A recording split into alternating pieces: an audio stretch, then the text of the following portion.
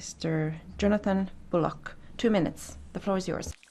Madam President, in order to protect and defend so-called European citizens, the Juncker Commission is willing to finance defence projects worth over €13 billion.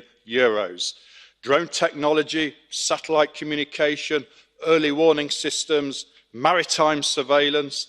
The EU keeps evolving towards a totalitarian union and eventually towards a military one.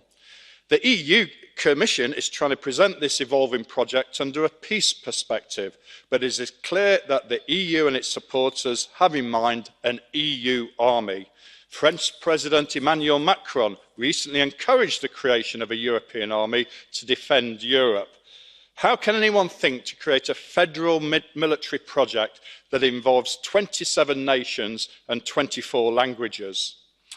Like our great former Prime Minister Margaret Thatcher used to say, you have no source of money other than the money people themselves earn. In a moment when the euro is in crisis and there needs to be tax cuts to encourage growth, Europe should worry about major citizens' concerns such as industry's lack of competitiveness, carbon leakage and unemployment. A pan-European army would be the ultimate EU disaster.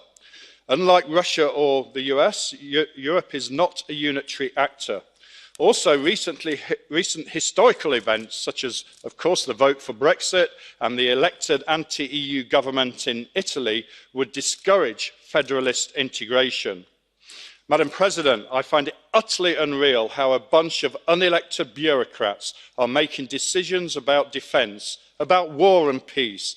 My colleagues and I are strongly against the creation of an EU army, and we hope that Member States will soon realise that giving more power to the unelected EU Commission in Brussels in the defence field is a mistake.